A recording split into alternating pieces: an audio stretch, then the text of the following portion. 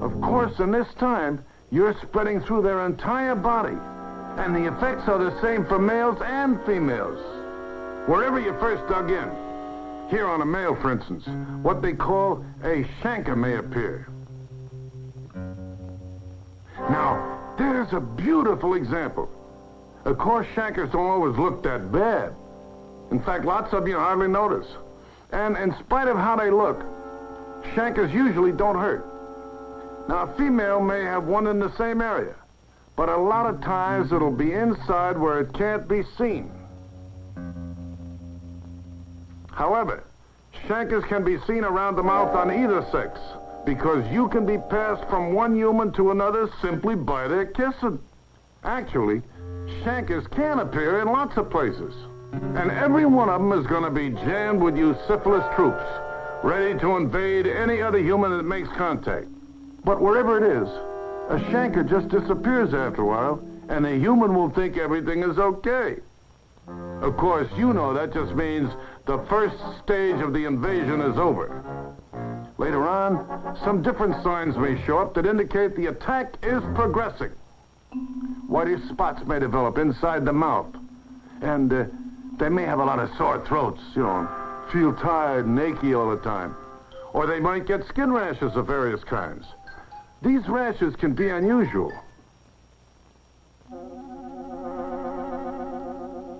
Any of these signs will go away pretty soon, too. Or, like I said, they may not show up at all. Of course, a human who has been playing VD roulette should know that any unusual sign could mean you've invaded them. They should also be suspicious enough to do something about it. But here's where you're going to get some assistance again from your buddies in the underground.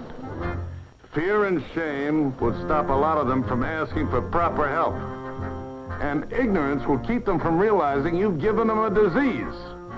And they could be in serious trouble if they do nothing. It may take only weeks or months, or it might take 5, 10, even 20 years.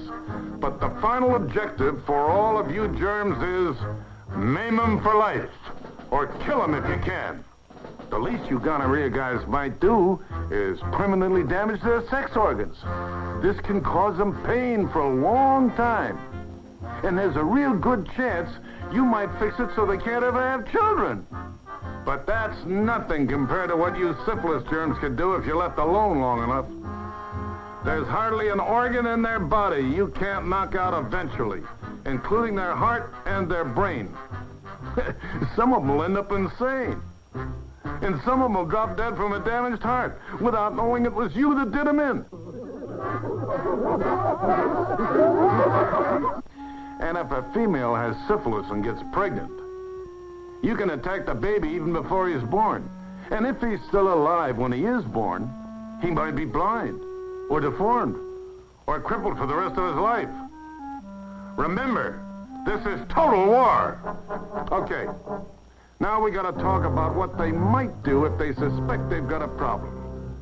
First of all, ignorance will get a lot of them to gamble at something else. A little strain, or a liver upset maybe, and take something for that. And even if they do think they've got VD, they'll buy stuff from some guy on the street, or through the mail. Or they'll try stupid things they've heard about, like VD can be cured by wearing a bag of crushed eucalyptus leaves around their neck for 5 days. Or drinking water from a bird bath that had 3 frogs in it when there was a new moon. Now, of course, any of these do-it-yourself remedies are going to be zero effective against you. And ignorance scores again. But don't get overconfident, because not all humans are that stupid. The minute the smart ones have any suspicion of VD, they're going to get professional help. Any public health department or any community health service will take care of them for free. And in most places, they won't tell anybody else about it. Or a private doctor could treat them, and more of them will do that without anybody else's permission. And most doctors will keep it confidential, too. But whichever way they go, they've got ways to tell whether or not you're there. And they've got super weapons that can spell curtains for every invasion attempt. Any human that does have syphilis or gonorrhea, or both, can be cured quickly and easily by proper treatment. And that means millions of you guys will be wiped out every time. If they really tried, they could kill all of you, murder you, stamp out VD everywhere.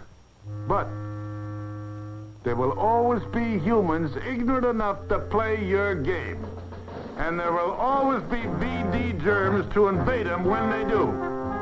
You're winning more every year. But I want you to make every day VD Day!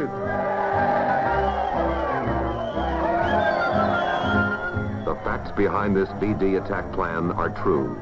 It has been successful time after time. But the story can be ended here. Hold it, hold it, hold it! I'm not through yet! I know you can't wait to hit him, and I like your spirit. But there's something else you should know. They have got ways of avoiding or preventing invasion.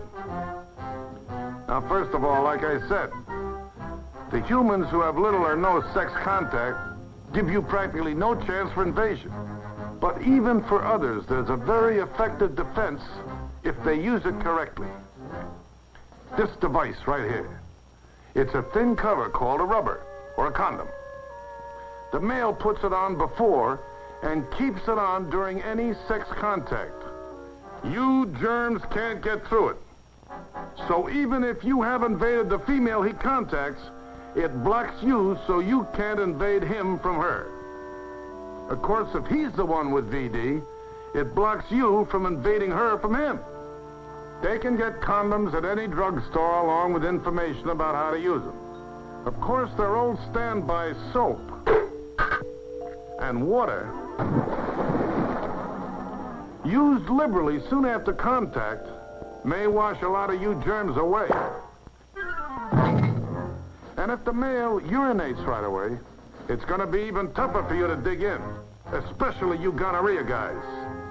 But remember, even these defenses are not 100% guaranteed, particularly if they're not carefully used. One little mistake, and pow, they've had it. So, now, get out there and shine!